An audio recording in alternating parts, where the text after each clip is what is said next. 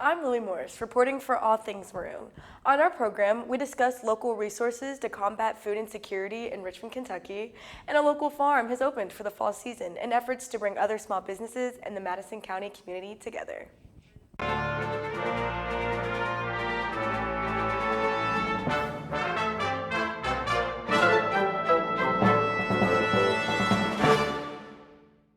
This news broadcast has been pre-recorded in the All Things Maroon studio. Welcome to All Things Maroon. Our first story today features a food bank in Richmond, Kentucky, providing assistance to anyone impacted by food insecurity and anyone in need. This is Medella Bear with All Things Maroon. I'm here at God's Outreach Food Bank, where staff and volunteers just finished their weekly food distribution for the Richmond community. Kentucky is the fifth most hungry state in the country, with a 14.5% food insecurity rate. One food bank, founded in 2005, has fought to lower this number for 20 years. God's Outreach is the Madison County Food Bank. It's a place where we provide supplemental and emergency food needs to the community, families, seniors, children. Without it, a lot of people go hungry. It's just a vital part of the community and a vital part of Madison County. And that somebody comes to our door and they're hungry, they're going to get fed. It doesn't matter who you are, God's Outreach serves anyone in need. So we have businesses that sponsor big events for us to try to raise money so that we can feed our community. So this community is wonderful about community support. The businesses are wonderful about contributing to the food bank to help serve the food needs of the community. People can help and get involved by calling us here at the food bank. They can also email us, say, hey, I want to volunteer, I want to get involved, I'd like to have a food drive, I'd like to give back to my community, and I will get you plugged in. God's Outreach provides thousands of families with food stability. For more information, visit godsoutreach.org. With All Things Maroon, I'm Medella Bear. Students at Eastern Kentucky University also face various financial challenges.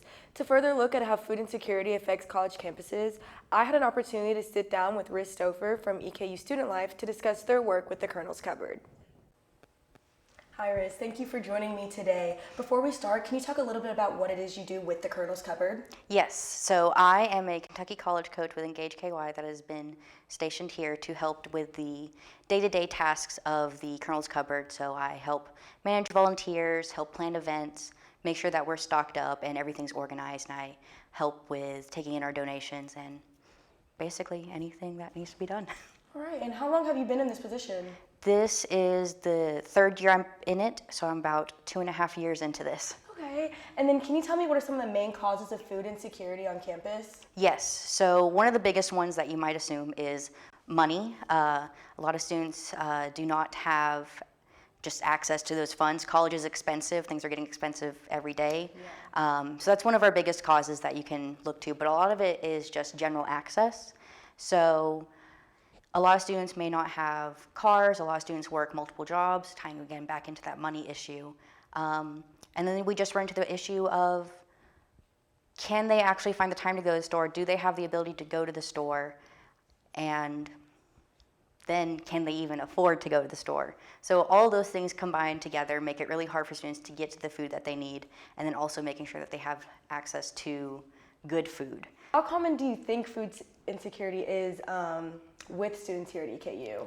So based off of the numbers of students that we have visiting the Colonel's Cupboard, I would say it's pretty prevalent, I think.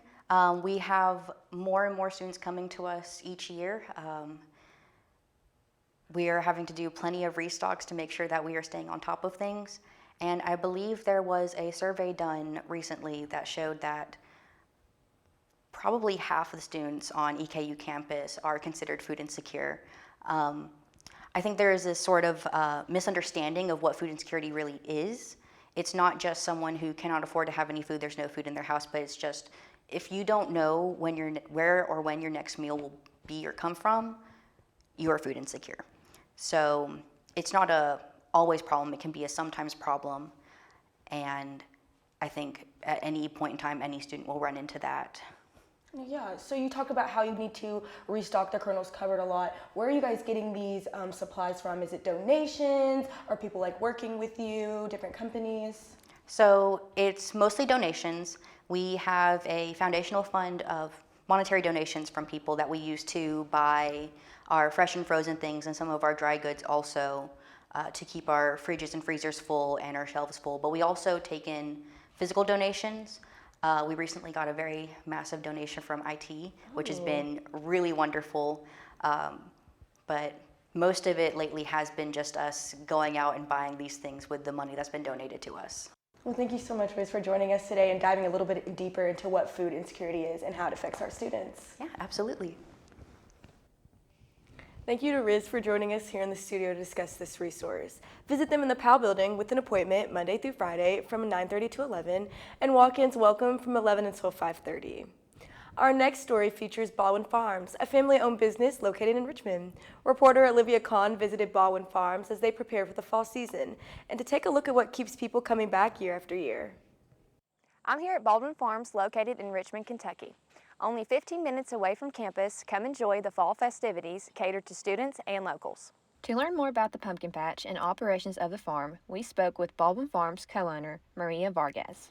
I've been here 23 years, my husband been almost 30 years in the farm. We used to help Miss Baldwin for several years, and the work was harvest, planting, and selling stuff. The farm has a lot of activities for families to enjoy, including a petting zoo, corn mazes, a farmer's market selling local products, and of course, a pumpkin patch. For years, I've been seeing several same faces, and I never remember names, but remember faces, and I feel happy to see them come back. When somebody come, we always say, welcome, and you need some help, let us know, and they mostly then have fun. Seeing familiar faces each season reminds the Vargas family why they do what they do. It's more than a farm, it's a tradition built on community. The mostly thing is they can have fun, enjoy like a family, and pass a good time. Take a lot of pictures, a lot of memories. Support local. The pumpkin patch closes on October 31st and is open from 10 a.m. to 7 p.m. daily. I'm Olivia Kahn with All Things Maroon. Thanks, Olivia. I'm Lily Morris, and this has been All Things Maroon. Thank you for watching.